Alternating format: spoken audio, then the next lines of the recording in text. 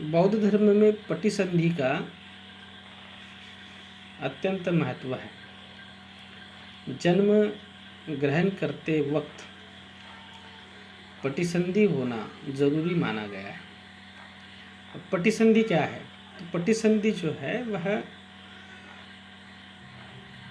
विज्ञान है, विज्ञान की पटिसंधि होती है। विज्ञान माने चेतना, हमारी जो चेतना है, हमारा जो चित्त है, उसको हम विज्ञान कहते हैं, वो विज्ञान है। तो विज्ञान उसे क्यों कहा गया है? क्योंकि वह संस्कारों से उत्पन्न है।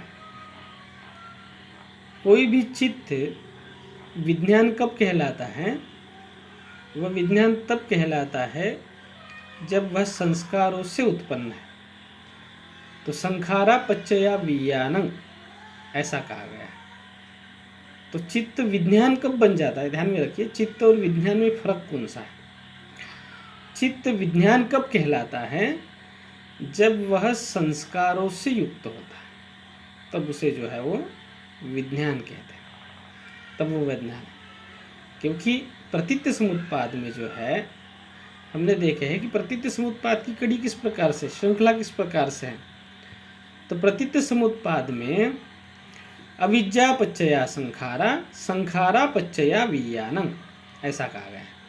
तो अविद्या के प्रत्यय से संस्कार होते हैं। यानी संस्कार किसके प्रत्यय से उत्पन्न हो रहे हैं? अविद्या के प्रत्यय से संस्कार उत्पन्न होते हैं, और संस्कार के प्रत्यय से विज्ञान। तो यह तो भवचक्र जो है, यह तो चित्त का चक्र है। तो चित्त में विज्ञान की अवस्था कब आ जाती है? जब वह संस्कारों से युक्त हो, संस्कारों से जनित हो, संस्कारों से उत्पादित हो, तो यह विज्ञान कहलाता है। तो कोई भी चित्त जब जन्म ग्रहण करता है तो वह विज्ञान के स्वरूप में होता है। ये ध्यान में रखिए, कोई भी चित्त किसी भी प्राणी मात्र में या किसी भी मनुष्य मात्र में चित्त जब जन्म ग्रहण करता है तो वो कौन से स्वरूप में होता है? विज्ञान के स्वरूप में, क्योंकि उस पर संस्कार बने हुए हैं। अब संस्कार किस चीज़ के हैं? जन्म लेने के संस्कार है, उसको भव संस्कार कहते हैं, होने के संस्कार। ठीक है, तो जन्म लेने के संस्कार है, इसलिए उसको, वह जो चित्त है, चित्त पर संस्कार हावी है।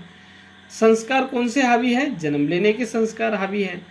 तो इसलिए जो है उसे विज्ञान कहलाता है, क्योंकि वो चित्त कोरा चित्त थोड़ी है, वो बिना संस्कार का चित्त थोड़ी है, वह संस्कार के साथ चल रहा है। ठीक है, संस्कार के साथ चल रहा है, इसलिए वह विज्ञान है। और विज्ञान पच्चया नाम रूपं, विज्ञान ही नाम रूप ग्रहण करता है। तो विज्ञान नाम रूप, कोई भी नाम रूप, नाम रूप माने हमारा जो शरीर देह है और मन है, समझ लीजिए, इससे जो हम बने हुए हैं, समझ लीजिए, जिसको हम कहते हैं कि नाम माने माइंड और रूप माने मैटर, समझ लीजिए। ठीक है, तो ये जो है, हाँ, ये क्या है? उसको नाम रूप संज्ञा दी गई है। तो कोई भी सत्व, कोई भी जीव जो है वो जन्म आया है, जन्म लिया है, तो उसके पीछे क्या है? विज्ञान है। ठीक है, विज्ञान माने वह चित्त जो संस्कारों से भारित है, संस्कारों से युक्त है, उसको विज्ञान कहते हैं। ठीक है, तो संखारा पच्चया विज्ञानं, विज्ञानं पच्चया नाम रूपं। तो विज्ञान के कारण ही नाम रूप है। तो यहाँ पे जो है वो जो विज्ञान जुड़ जाता है, ठीक है, जुड़ गया। अब किसके साथ जुड़ रहा है विज्ञान? तो विज्ञान जुड़ता है मैटर के साथ, मैटर के साथ ही जुड़ेगा ना। ठीक है, हाँ, माइंड और मैटर के साथ जुड़ेगा। तो माइंड और मैटर के साथ जुड़ जाता है, वही विज्ञान पटिसंधि विज्ञान कहलाता है। तो पहला कृत्य कौन सा है उसका? पहला क्रिया कौन सी है उसकी? वह है जुड़ने की क्रिया। तो लिंकिंग कॉन्शियसनेस भी उसको कहा गया। इंग्लिश में क्या कहा गया? Linking consciousness. पटिसंधि विज्ञान को लिंकिंग कॉन्शियस, लिंक हो जाता है। ठीक है, उसको लिंकिंग कॉन्शियसनेस कहा गया है, प्रतिसंधि विज्ञान। अब जो है ये अभी जो है वो हम देखते हैं कि बुद्ध भी जब बात करते हैं कि कोई भी सत्व जन्म जब ग्रहण करता है तो जन्म ग्रहण करने के लिए 3 चीज़ों का होना जरूरी है। ठीक है, पहले तो माता पिता का जो है वो सहवास होना जरूरी है। ठीक है, तो माता पिता का सहवास हो गया। दूसरी चीज़ है माता का ऋतुमती होना जरूरी है। ठीक है, तो उसका जो है वो ऋतुमती का पीरियड होना जरूरी है। जब वो ऋतुमती है तभी उसी पीरियड में जो है वह गर्भ धारण करेगा। और तीसरी चीज़ है गंधर्व का होना। तो गंधर्व माने प्रतिसंधि विज्ञान है। ठीक है, कि गंधर्व की उपस्थिति होना जरूरी है, क्योंकि प्रतिसंधि विज्ञान तो एक बेसिकली जो है वह क्या है, ऐसी ऊर्जा है, ऐसी एनर्जी है जो जन्म ग्रहण कर रही है। जन्म ग्रहण करने में काम करने वाली ऊर्जा, उसको कहते हैं प्रतिसंधि विज्ञान। अब वो विज्ञान इसलिए, जैसे कि मैंने पहले कहा है कि विज्ञान इसलिए कह रहा है उसके, क्योंकि जन्म ग्रहण करने का उसमें संस्कार है और उस संस्कार के कारण वह गति पकड़ रही है। तो संस्कार जो है वो बड़े ज़रूरी होते हैं, बिना संस्कार से गति नहीं है। तो गतिशीलता उस ऊर्जा में होने की गतिशीलता है। वह ऊर्जा समझ लीजिए कि एक फॉर्म में आने के लिए क्या कर रही है, प्रयास कर रही है। तो वो फॉर्म में क्यों आ रही है, क्योंकि फॉर्म में आने का उसका संस्कार है। तो वो संस्कार उसको उस फॉर्म में आने के लिए प्रवृत्त कर रही है। अब जैसे कि मैंने कल जो है वो आपको NaCl का उदाहरण दिया था, एक केमिस्ट्री की भाषा में समझाने का प्रयास किया था कि कोई Na का मॉलिक्यूल है समझ लीजिए, और एटम है, और जो है वो Cl का एटम है। तो ये दोनों एटम जो है वो एक फॉर्म बनाने के लिए जो है वो जुड़ जाते हैं। ठीक है, अब उसमें जो है वो गतिशीलता है, जुड़ने का भाव है, जुड़ने का संस्कार है। ठीक है, तो संस्कार के कारण दोनों जो है वो जुड़ रहे हैं और एक नया फॉर्म जो है वो जुड़ने के बाद पैदा हो रहा है, जिसको हम NaCl कहते हैं। तो ठीक उसी प्रकार जो है प्रतिसंधि में क्या होता है कि प्रतिसंधि में उस विज्ञान पर जो है वह प्रतिसंधि करने का संस्कार होता है। ठीक है, जुड़ने का संस्कार है, एक फॉर्म में आने का संस्कार है, एक रूप में आने का संस्कार है कि कोई तो भी रूप चाहिए उसको सस्टेन करने के लिए, इस प्रकृति में आने के लिए, उस प्रकृति में जो है वो अपने अस्तित्व को बनाए रखने के लिए या अस्तित्व में आने के लिए समझ लीजिए। तो वो फॉर्म जो ग्रहण करता है उसको हम जन्म कहते हैं। जन्म हो गया भाई, ठीक है, वो जो है वो आ गया उस फॉर्म में।